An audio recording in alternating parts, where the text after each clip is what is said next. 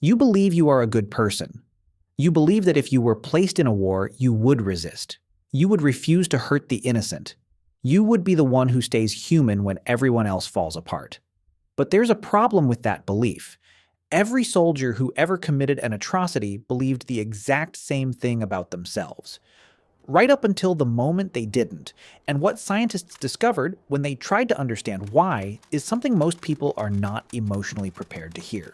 Because the capacity for war isn't something that lives in monsters. It lives in you. In the summer of 1971, a psychologist named Philip Zimbardo took 24 of the most psychologically stable, intelligent, nonviolent young men he could find. College students, pacifists, future doctors, and lawyers. The kind of people you'd trust with your life. He flipped a coin. Half became prisoners. Half became guards.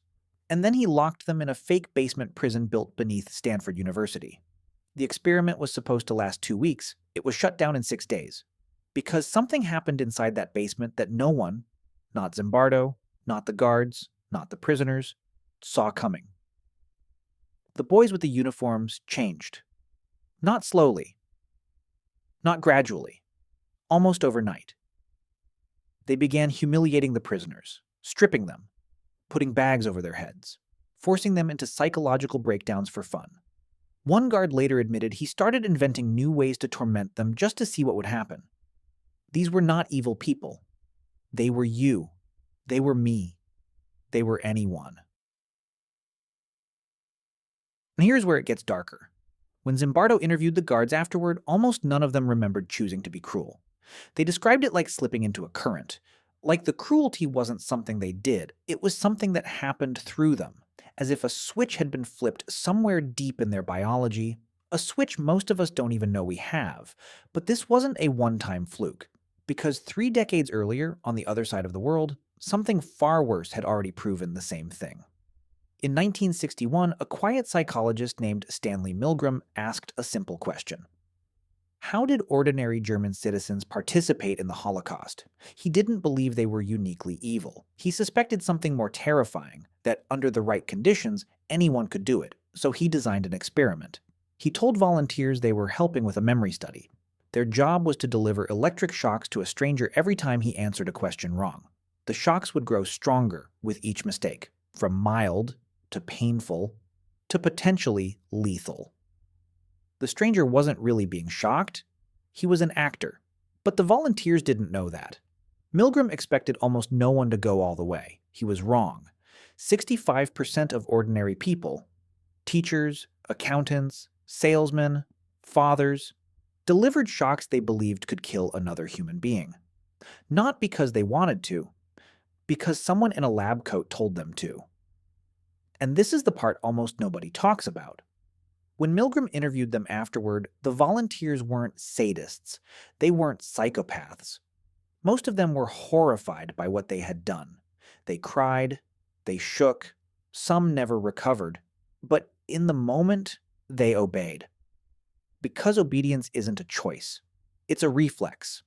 Something built into the human nervous system over millions of years of tribal survival. When defying the group meant exile, and exile meant death. Your ancestors survived because they obeyed, which means you are descended from the ones who didn't refuse.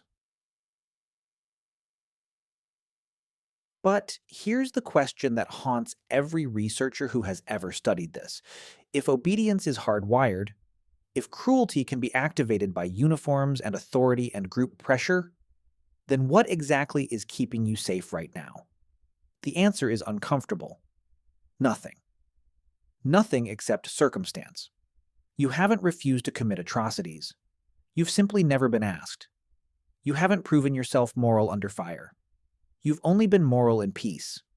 And peace, historically speaking, is the exception, not the rule. Anthropologists studying ancient human remains have found something disturbing. In nearly every prehistoric society, on every continent, in every era, the same pattern emerges in the bones. Skulls cracked from behind, arrowheads lodged in spines, mass graves of women and children. War is older than agriculture, older than writing, older than civilization itself. It's older than us. Some scientists believe we didn't invent war. War invented us. The humans who couldn't coordinate violence didn't survive. The tribes that couldn't kill efficiently were killed. Evolution selected, generation after generation, for the brains best suited to organized aggression. You are the descendant of the winners of 10,000 wars you never knew were fought. Their instincts are inside you. Their reflexes are inside you. Their capacity for violence is inside you, sleeping. And modern neuroscience has finally seen it.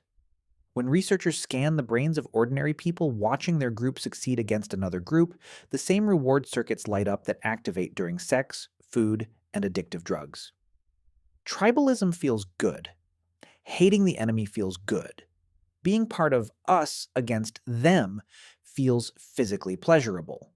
This isn't a flaw in your psychology, it's a feature that helped your species survive and now lives quietly inside your skull, waiting for a context that justifies waking it up.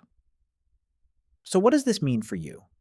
It means the comforting story you've told yourself, that you are different, that you would never participate, that you would resist, may not be true. It means the line between civilian and soldier, between citizen and perpetrator, between you and someone capable of unthinkable things, is thinner than you want to believe. It isn't made of morality. It's made of circumstance. Remove the uniforms, remove the orders, remove the propaganda, remove the fear, remove the tribe, and maybe you remain who you think you are, but strip even one of those away. And history suggests you wouldn't recognize yourself. This is why the most haunting words ever spoken about war didn't come from a general. They came from a survivor of the Nuremberg trials who looked at the men who had orchestrated the deaths of millions and said something that no one wanted to hear. They were not monsters. That would be too easy. They were men. Ordinary men. And that is what is so terrifying, because if they were monsters, we could lock them away. But they weren't. They were husbands, fathers, neighbors, people who loved their dogs and read bedtime stories to their children. People exactly like you. So the next time you watch a war unfold on a screen and you feel certain you would never be one of them, pause. Look in the mirror and ask yourself the question that researchers have spent half a century trying to answer. If the conditions were right, if the uniform fit, if the orders came from someone you trusted, if your tribe demanded it, how sure are you really that you would refuse? Because the most unsettling truth about war isn't that it exists out there in the world. It's that it has always existed in here, in every human skull, including yours, sleeping, waiting,